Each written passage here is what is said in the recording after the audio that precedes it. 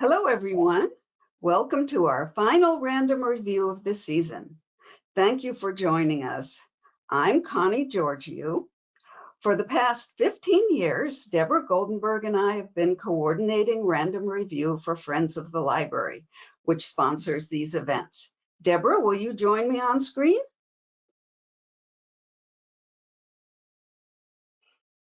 Hi, everybody. We're stepping down now, and this will be our last random review as coordinators. So now, who'll take over the helm? Well, we've put all your names into a hat. Deborah?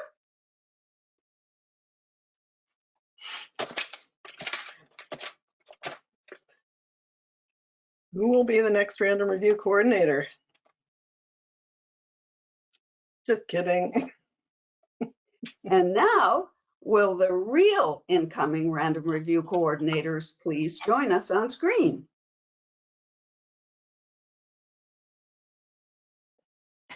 That was wonderful.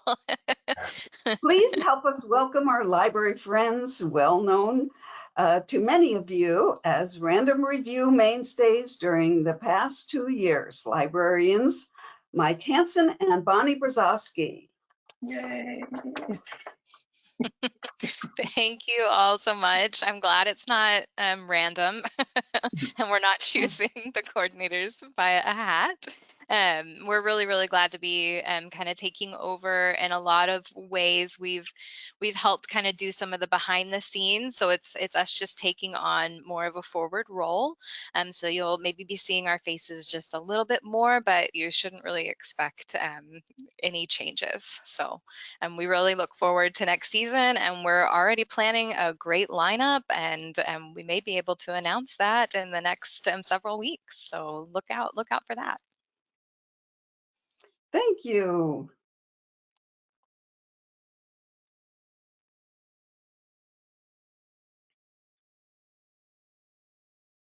As always, we encourage you to submit questions for our speaker at any time during today's presentation by typing them into the question box or the chat box, and he'll answer as many as we have time for at the end of the program. I'd like to thank our community sponsors of the Random Review program one more time: Grassroots Books and Music, Northwest Graphic Imaging, and the Corvallis Gazette-Times. A big thank you to the Best Library, especially Bonnie and Mike. And most of all, thank you to all of you, our audience, for your enthusiasm for literature. And stay tuned at the close of the broadcast for our sign-off, which will include a special little touch. And now, I'd like to introduce Carly Lattero, Program Manager of the Spring Creek Project for Ideas, Nature, and the Written Word, to introduce today's speaker. Hello, Carly. Hi, Connie. Thanks so much. And thanks for all these years of hosting this really wonderful program. I've been looking forward to this afternoon so much because both Michael Nelson and Robin Kimmerer are senior fellows with Spring Creek Project, and their writing and thinking has helped inspire and ground me for nearly 2 decades now. So when Bonnie reached out to me looking for someone to review Braiding Sweetgrass, Michael was the very first person that I thought of. So to introduce him, I thought I'd tell you a little bit about why I know he'll be so great at reviewing this book. First, Michael has a deep appreciation of multiple ways of knowing. He's a writer, teacher, speaker, consultant, and professor of environmental ethics and philosophy. Many of his jobs have been at the intersection of disciplines.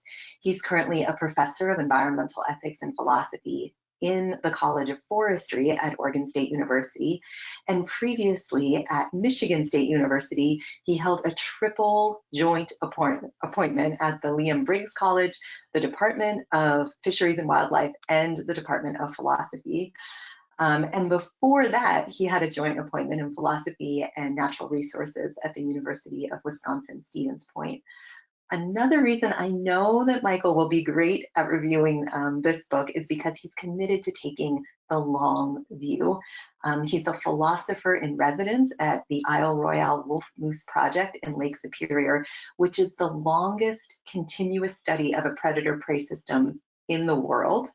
And until very recently, he was the lead principal investigator for the H.J. Andrews Experimental Forest Long-Term Ecological Research Program at Oregon State University. And finally, I am looking forward to Michael's review of Braiding Sweetgrass because he is kind and funny and really deeply committed to creating a world that is grounded in the ethos that Robin Kimmerer writes about and embodies, which is evident in Michael's own writing, including the award-winning book, Moral Ground, Ethical Action for a Planet in Peril, which he co-edited with Kathleen Dean Moore. With that, I would like to hand it over to Michael and also welcome all of you out there to join me in welcoming Michael in whatever way you can from wherever you are. So Michael, welcome. Great, thank you. Thanks so much, Carly. Thanks for those kind words. And thanks to Connie and Deborah for all their years and for this invitation, not only to present in this series, but especially to present this book, which you'll see is a very special book for me. I want to start at the beginning, and it's the beginning of Robin's book, but maybe more importantly, it's also the beginning of Robin's people, the Haudenosaunee. And I want to just begin by reading the origin stories of the Haudenosaunee, and it's the story of Sky Woman. She fell like a maple seed, pirouetting on an autumn breeze. A column of light streamed from a hole in the sky world, marking her path where only darkness had been before. It took her a long time to fall. In fear or maybe hope, she clutched a bundle tightly in her hand.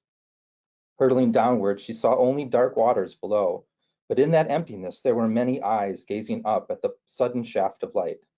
They saw there a small object, a mere dust mote in the beam. As it grew closer, they could see that it was a woman, arms outstretched, long black hair billowing as she spiraled toward them. The geese nodded at one another and rose together from the water in a wave of goose music. She felt the beat of the wings as they flew beneath her to break her fall. Far from the only home she'd ever known, she caught her breath at the warm embrace of soft feathers as they gently carried her downward. And so it began. The geese could not hold the woman above the water for much longer, so they called a council to decide what to do.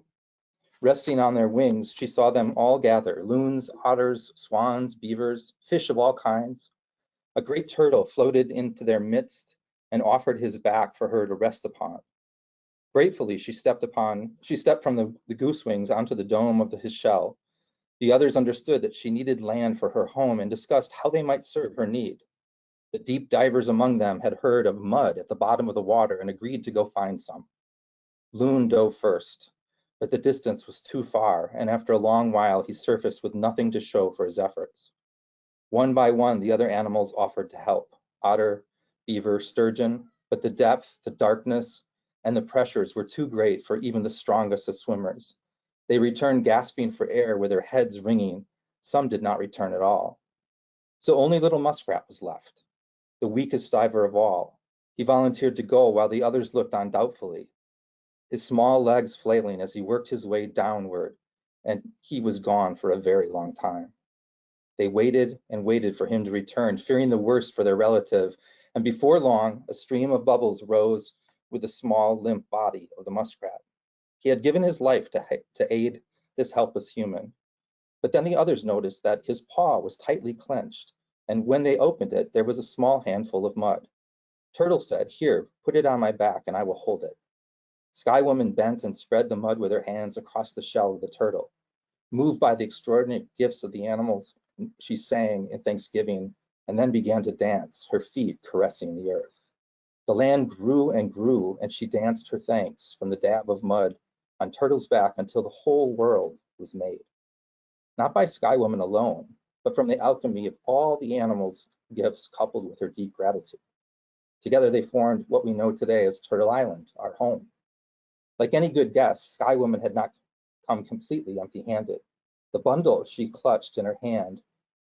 When she toppled from the hole in the sky world, she had reached out to grab onto the tree of life that grew there. In her grasp were branches, fruits and seeds of all kinds of plants. Then she scattered onto the ground, the new ground, and carefully tended each one until the world turned from brown to green. Sunlight streamed through the hole from the sky world, allowing the seeds to flourish. Wild grasses, flowers, trees, and medicines spread everywhere. And now that the animals too had plenty to eat, many came to live with her on Turtle Island. Our stories say that of all the plants, Wingashik, or sweetgrass, was the very first to grow on the earth. Its fragrance a sweet memory of Sky Woman's hand. So again, thanks for this opportunity. Thinking about this review reminded me of the origin of this book, in fact.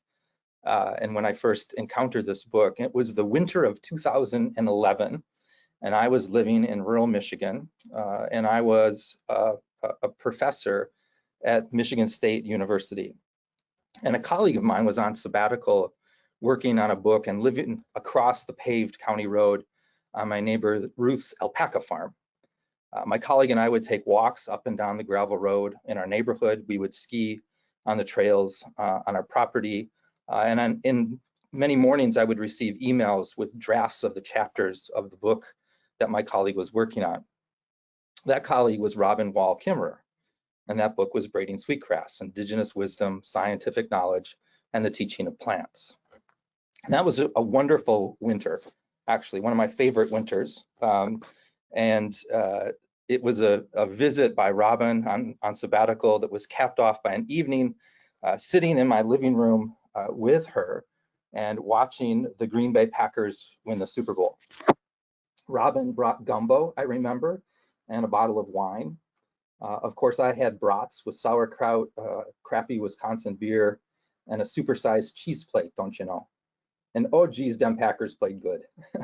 And Robin still says that she has a little place in her heart for the Pack because of that evening.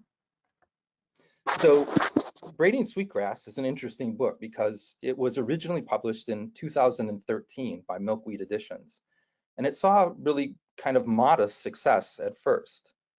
But then something happened. I don't know if any of us have been able to figure out what happened. Maybe something changed in the world or changed in the book market.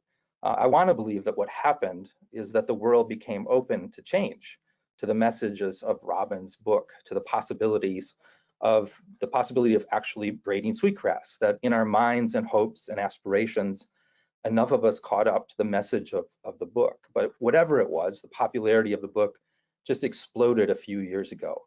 It's currently on the New York Times bestseller list, I think again, and currently it's been up on the New York Times bestseller list for 40 weeks. And I was looking at that recently. Robin's book currently shares that list with a very interesting set of companions that include Matthew McConaughey, Bill O'Reilly, and Kellyanne Conway. So that's interesting company. So I first met Robin actually here at Oregon State University. Neither one of us were at OSU at the time, but this is where I first met her. And I think it was in the early 2000s. And both of us had been invited to participate in a workshop that was hosted by the Spring Creek Project for Ideas, Nature, and the Written Word. And that workshop was hosted at the Andrews Forest in Blue River. So it included, a 2-hour van ride to get to the Andrews Forest. I had just read Robin's first book at that time, Gathering Moss, and I was really looking forward to meeting her in person. We had a lot of personal connections, including time in Wisconsin. And I still recall the van door opening up and I sliding into the very first open van seat and finding myself sitting right next to Robin. And from really that van ride on, I've been really pleased to have consider Robin a friend, a pal, a sister, and a mentor as well. Really, Robin is one of the very best people that I know, and I've introduced her at times and have pointed that out, that this is just one of the very best people that I've ever encountered. She's one of the very best thinkers, one of the very best writers that I know. And since that first trip in the early 2000s, I've been at a number of events with Robin, and she's visited my universities, plural, and I hers. And the one thing that I've always really loved about Robin in those settings is that she never speaks first. She certainly never speaks the most, not even close. We have a pretty fierce competition for that at times. And she listens very intently to what other people have to say and is patient with ideas that the rest of us are fumbling around with, and perfectly willing to fumble around with ideas herself. She's also incredibly kind and funny. And in fact, she even enjoys, I would say, outright silliness at times. These are, of course, the very best qualities in a human being that Robin has. And I think her person comes out in her writing. She is, as you read her work, she is her writing. I have to admit, this is a big book with so many dimensions, and it's really hard to do any kind of real justice to all of the dimensions of the book. The book is part narrative of Robin's life and work, a female Indigenous ecologist. It's part history of the struggles of her tribe and of the intergenerational trauma experienced by Native Americans. It's part celebration of the world that she's come to know as a Western trained scientist and as a traditional ecological knowledge keeper. And in her words, it is a book, it is a braid of stories meant to heal our relationship with the world. And I love that. I love that Robin thinks of her book having that kind of activist orientation in its own unique roundabout way.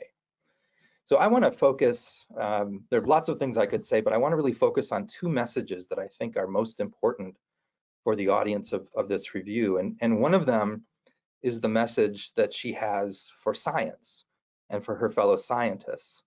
And the other is the message of hope and opportunity for all of us that she has in the book. So we'll start with science and the scientists. For those of you who are from or have been to Corvallis, as you know, Corvallis is a city that's absolutely brimming with scientists.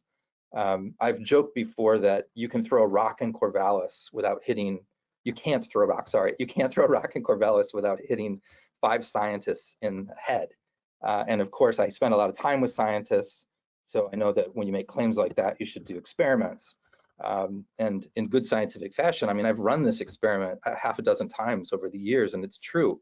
What I call my scientist head hitting with a rock experiment, or SHRI, which is also the noise the rock makes just before the hitting of the head. It averages between 4 and 7 scientists, depending on, of course, the time of year and certainly the type of rock that you're using. So Robin has something to say to her fellow scientists. I think she has 2 things to say to her fellow scientists that are of note. One thing that she asks of them is she asks them to practice what's called 2-eyed seeing. She asks them to acknowledge that the scientific method is not the only way to know the world, and perhaps not even the best way to give the world meaning. She asks them to honor imagination in all its forms, because it is imagination, she says, that is, quote, one of our most powerful tools, end quote. Of course, we can come to know a lot about the world through science. Nobody doubts that. But as Robin puts it, quote, science is a powerful tool for environmental problem solving, but it's not the only one. Traditional ecological knowledge offers important insights as well, based on our people's long knowledge of how to live sustainably on the land. Many of our environmental issues lie at the intersection of nature and culture. So we use cultural knowledge as a partner to Western scientific tools to envision new environmental solutions. Traditional knowledge includes ethics and values related to the environment. Of course, and many environmental decisions are in fact values-based, end quote. So the last point here, that traditional ecological knowledge, or TEK, is also about ethics and values, leads to her second request of science. And there are lots of ways to phrase this, but I would phrase it as this. It's a request to think about your purpose. What is your purpose? Why is it that you do the work that you do? Who or what does it serve? Who or what should it serve? So in traditional ecological knowledge, the purpose is to understand the land and the beings that depend upon the land. That is, to understand the land community in order to better provide for the land. Western science typically is either A, unclear about what its purpose is, or B, is clear that it's in the service of humans and human interests, and typically narrow human interests. Robin's description of her work as a scientist and as a Potawatomi citizen provides the opportunity for some critical reflection on science, and I think a new path forward as well, if we take it seriously. One way to think about manifesting the non-human centered or non-anthropocentric purpose of science is to think about the work of science as a form of storytelling about the land, as a way to heal the fractured relationship between humans and the land. And Robin puts it this way: our relationship with land cannot heal until we hear its stories, but who will tell them? So that could be a new, or at least perhaps a clarified purpose of environmental science, to tell the stories of the land so that our relationship with land can heal, and for the sake of the land. So braiding sweetgrass, I think, also has something important and hopeful to say to all of us. And that is that we have work to do and we have choices to make. What we believe about the world, what we believe about our place in the world, how we live in that world, that's a choice. And the architects of the dominant worldview, what I'll call the Western worldview, made a choice about how to think about the world and the human place in that world. Many scholars have pointed out that this was a disastrous choice, that it led to our current environmental crisis, that we must choose something new and quickly. But if our beliefs about the world and our place in it were choices that were made in the past, they still are choices. We can choose this failed experiment of beliefs, or we can choose something different today, right now.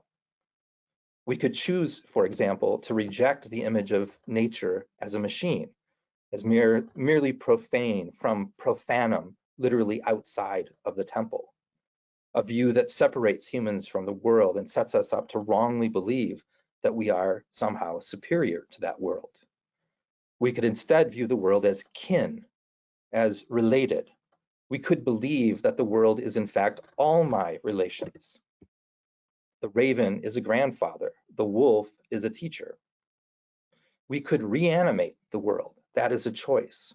We could acknowledge that we are of the world and the qualities that we possess, qualities that we are often so very proud of, we possess because of the world in which we evolved. We could choose to reject the ethics that follows from the dominant worldview, an ethics where only humans fully matter, where only humans are granted intrinsic value in addition to use value. Instead, we could choose to view the world as a large, buzzing, blooming moral community, and a community to which we belong. We could choose an ethic of reciprocity, a theme that really dominates Robin's book. Instead of figuring out ways to simply take from the world, we could acknowledge, to quote Robin, that yes, I am the woman with a basket, and how I fill it is a question that matters. If we are fully awake, a moral question arises as we extinguish the other lives around us on behalf of our own. Whether we are digging wild leeks or going to the mall, how do we consume in a way that does justice to the lives that we take? Robin believes that many of us want another story, another way of being in the world. Her book, and others by Indigenous writers and scholars, gives us a glimpse of what that world might look like.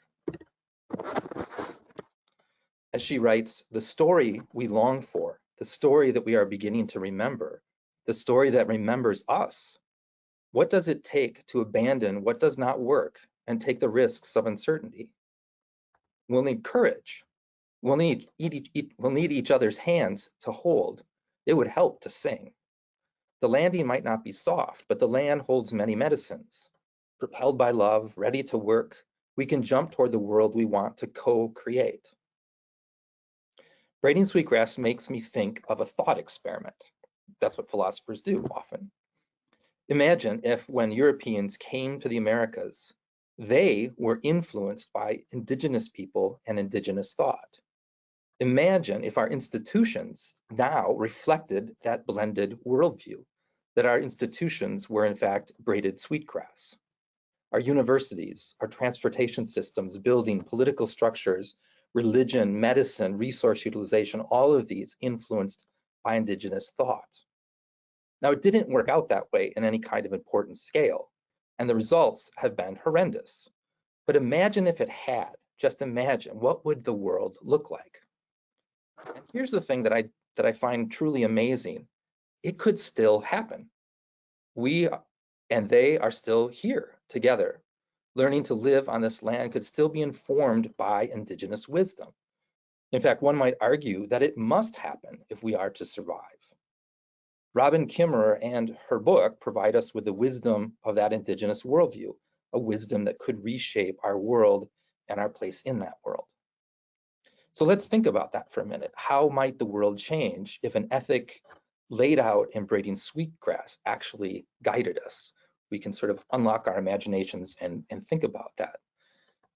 First, consider how different a world is when all human beings are granted intrinsic value versus a world where only some are granted intrinsic value and some are just seen as instrumentally valuable, as a means to an end. Think of the institutions that cannot be tolerated in that former worldview where all humans are granted intrinsic value. Slavery, colonialism, genocide cannot be tolerated.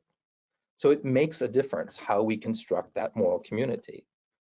Our sense of inclusion would change. It would extend outward to future generations of human beings. It would extend outward to two-legged and four-legged, scaled and winged creatures, to the species and ecosystems of our living planet. We would see the world as all my relations. Our language would change. Instead of a college of natural resources, our campuses might have a college of earthly gifts. Vague notions like sustainability would be clarified. Rather than meaning exploit as much as you can without infringing upon the ability of future generations to exploit as much as they can, it would mean take only what you need for a meaningful life. We could try to engage in what Robin refers to as an honorable harvest with the land, and taking from the land in an honorable way, taking only what we need, taking only what is given, asking permission of the land, learning to listen to the answer, extending gratitude for that gift, using all we take, and reciprocating the gifts of the world. This is a really terrible slide, but I shared it with you because this is actually Robin's slide. Years ago when I was at, I think, Michigan State, she gave a talk and I asked her for her slides, and especially the slide on the honorable harvest. I think it got all blurry in translation, but this was actually how she explained the elements of the honorable harvest. So our questions, I think, would also change. I think we would ask different questions if we were influenced by indigenous thought. We would not ask how many ancient forests are enough. We would ask how much forest now serving narrow human interests is enough. How much human impact on the world is enough. How much greed is enough. In our strategic planning, we might ask, what does the world ask of us? What does it need from us in this place and at this time? Among so many other harms, the dominant Western worldview stunts our imaginations. In the words of philosopher and writer Kathleen Dean Moore, our practices are, quote, embedded in a set of assumptions about the nature of the world in which the practice takes place. These assumptions control what questions we ask about our practices. These assumptions shape the arguments we use to justify our acts. They determine which outcomes we can hope for, and they also determine which outcomes we can never imagine. The dominant Western worldview, asserting humans as separate from nature, superior to it, and reducing nature to valuable only to the extent that it serves humans and human interests, still has a hold on us. It's easy to appreciate our own intrinsic value and to therefore infer the intrinsic value of other humans, or at least that's easy for some of us. For some, it might be quite challenging to infer the intrinsic value of sentient animals, of plants, species, and ecosystems. But let's acknowledge that that too is a choice, and that inability to perceive the world as imbued with intrinsic value is perhaps not the fault of the world, but our own fault. So 2 weeks ago, my friend and colleague, Christina Eisenberg, was in town. And like Robin, Christina is also an Indigenous ecologist. And I told Christina about this presentation, and we talked about what I might say. She was intrigued about what I might say. And then at the end of our, Michael, yes, I'm so sorry. We're not seeing your screen. And so I just wanted to see if maybe you could reshare it with us since you'd mentioned sure. some of the slides you're referencing. I'm sorry to interrupt your story. There we go. Thank you so much. Oh, there it is. Okay. Yeah, sorry. Christina was in town, and at the end of my conversation with her, she said this. She said, in your presentation, I suggest you leave the audience with this question. Everyone has their own traditional ecological knowledge, their own TEK, regardless of where they are from. What is your TEK? And how might tapping into it help you find solutions and hope? And so when she asked me that, I thought to myself about my own background and my own ancestors. And I thought about and remembered that my own Indigenous animist ancestors in Scandinavia and the beliefs that they held that ran parallel to Native American philosophies. It's also, to answer this question, is to realize that we all come from Indigenous stock if we look back far enough. For me, it's to recognize that even the origin of the Western intellectual tradition was steeped in the search for the divine, the sacred, until some of, admittedly, my own philosophical ancestors squeezed the sacred out of the world. And together with their allies, sold the future a dangerous ideology about both humans and the world. Christina said she wanted you to go home thinking and thinking about what your work is, not only celebrating Robin's work. And we actually both thought Robin would appreciate that as well. So if you haven't read Braiding Sweetgrass, I urge you to do it. It's a really important book. If you have read it, I suggest that you read it again. It's that important. And if you have read it again, then I highly recommend listening to Robin's sweet voice read it to you on an audio version of the book. I've also discovered that it makes an absolutely wonderful gift for anybody that you would give a gift to. So the new hardcover version of the book actually ends with something that's not in the original version of the book. It ends with an epilogue that's called Returning the Gift. And this essay was originally published with a different title. I think it was called The Giveaway, in the book that I did with Kathleen Moore in 2010, Moral Ground. So it was reprinted at the end of this hardcover, really nice hardcover version of the book. And in this essay, Robin tells the story of what's known in her tribe as the giveaway. And this is where during a life event, maybe it's a birthday or a wedding, some kind of life event that we celebrate, it's the person who is celebrating the event that honors the community by giving gifts away to the community. And Robin asks us to imagine what a contemporary Western version of the giveaway would look like. And she writes, the moral covenant of reciprocity calls us to honor our responsibilities for all that we have been given, for all that we have taken. It is our turn now, long overdue. Let us hold a giveaway, spread our blankets out for her and pile them high with gifts of our own making. Imagine the books, the paintings, the poems, the clever machines, the compassionate act, the transcendent idea, the perfect tool. The fierce defense of all that has been given. Gifts of mind, hands, heart, voice, and vision, all offered up on behalf of the earth. Whatever our gift, we are called to give it and to dance for the renewal of the world in return for the privilege of breath. And that's the end of my review. So sorry about my slides. I guess I didn't hit start. No problem at all. Thank you so much. Thank you so much for that. So this would be a great time for people to submit their questions. I do have a comment here, but we would love to hear from you. So please be typing in your questions. It's the little button that looks like a question mark. You can also provide comments as well. Randy has a comment for us that I thought was really nice, so I'd like to read it. They say, thank you, Connie and Deborah, for 15 years of wonderful random reviews. Welcome, Bonnie and Mike. Thank you, Randy. We look forward to your influence going forward. Kudos to Ms. Kimmerer for bridging the worlds of science and her indigenous roots.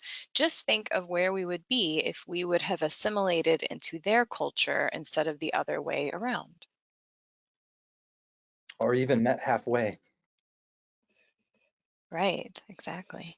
I did want to show you, I made a graph of my experiment, and I had to share my graph. This is evidence of my rock experiment.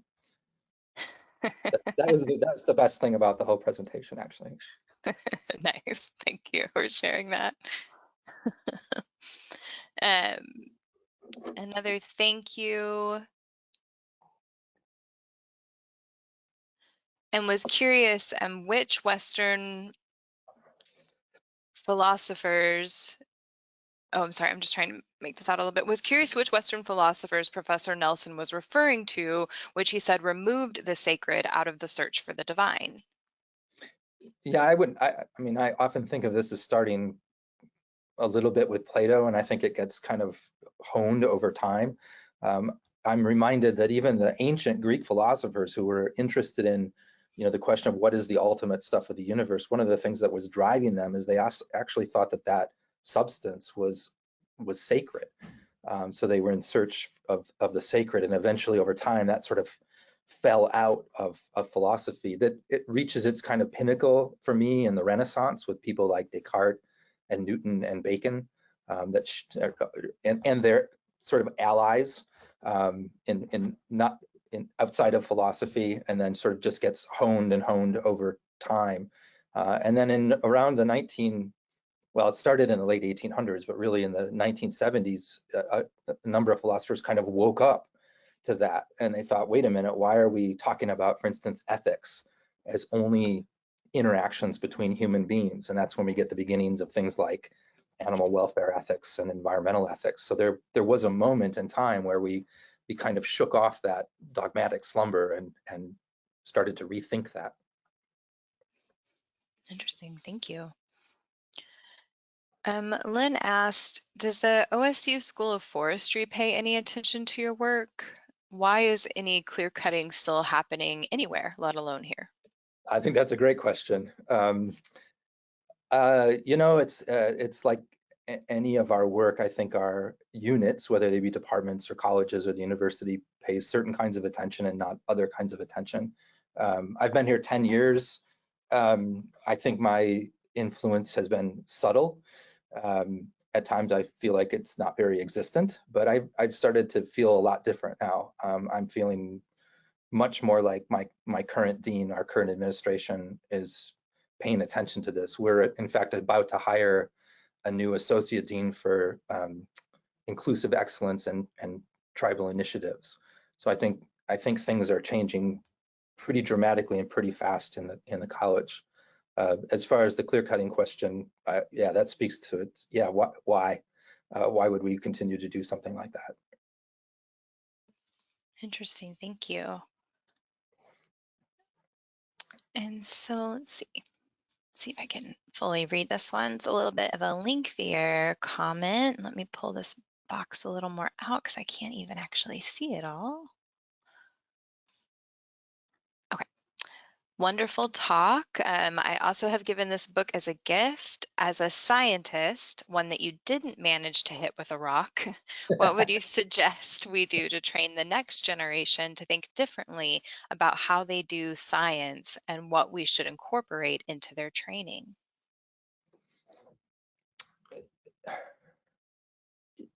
I think, I mean, the easy things to say are things like a genuine exposure to traditional ecological knowledge. But I want to be careful there, because if you're really serious about engaging in traditional ecological knowledge, but the reason you're doing it, the purpose of that is to just get more data points. And the purpose of that is just to figure out, ways to benefit humans. you're not really getting it, that there's an ethic to traditional ecological knowledge that needs to come along with that, that it changes the purpose of your science. And that really leads to the second thing that I would say, is that all of this is imbued and it exists and it swims in an ethical ocean. And we often go to great lengths to try to strip that out, the value ladenness we think of as stripped out of our work. And I think that's pretty tragic. It's also pretty fallacious.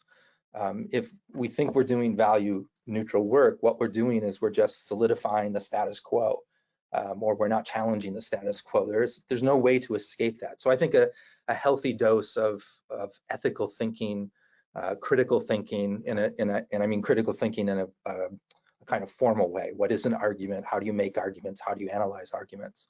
I think in some ways the tragic point in history for me is when philosophy and science became separated from one another. It was all philosophy at one point, and then it was moral philosophy and natural philosophy, and then natural philosophy became science, and moral philosophy became, underrepresented, essentially. So finding ways to put these things that came from the same place back together again, I think is a tremendously important effort that we need to undertake. Thank you. Gwendolyn just has a lovely comment. She says, to you, Michael, nicely done. I particularly enjoyed your story of your friendship with your friend. It gave the presentation a very personal, compassionate tone. With Kimmerer, your friendship with Kimmerer. I misread that. And then Gina wonders, and this is probably, I bet other people would like this too. Since we did miss the first few of your slides, would you mind sharing them again and Yeah. just kind of showing us what you had? Sorry about that. I should have interrupted you earlier. I just always get nervous about interrupting somebody when they're in the middle of their talk. Yeah, that was just my cover slide, and then I had the Sky Woman image, that's probably the tragic loss because it's such a beautiful image. I think this is a version of Sky Woman that Robin mentions in the book that she has hanging in her lab at SUNY ESF. And then, of course, the Packers. Her book, Gathering Moss, it's a picture of her and a quote, her in the field with some students. Probably pretty recent, my graph. This is an image of Two-Eyed Seeing, bringing together the Western ideas, Western scientific view with traditional ecological knowledge. There's some kind of art that has evolved around this concept, just the word purpose. This image of Robin and the quote about storytelling as important. This image that in some ways represents the dominant Western worldview, where humans are at the top of this pyramid-like structure. This is an image that represents, I can't remember the artist now, but it's supposed to be a representation of that concept of all my relations. And this image in various forms shows up in many, many ways. And another image of Robin with a quote about how we go about gathering our sustenance. A different image of Sky Woman on the turtle back, and the cool thing about this image is it has the three sisters, the corn and the beans and the squash, and there's a whole really beautiful section in the book about the importance of the three sisters. And then the blurry slide that is actually Robin's slide from, my God, probably 13 or 14 years ago, about the honorable harvest. And then a picture of my colleague Christina. And then I think I jumped in here at the very end. Perfect. Yeah. So that's Thank you. Yeah, sure. Thank you so much. And well, that's all the questions and comments that we have for the day. So I'd like to invite Carly and Connie and Deborah back on just to give everyone a proper farewell before we say goodbye for the season. Thank you, Michael, for that lovely review of a wonderful book. My pleasure. Thank you. Thank you, Carly, for a lovely introduction. And thank you to everyone in the audience for being here. And we'll see you next time, next year. probably we will be there, even though we'll be in a different position. It's been good to know you so long. It's been good to know you. This dusty old dust is getting my home. And I've got to be drifting along. Bye. Bye, everybody. Bye, everybody. Bye.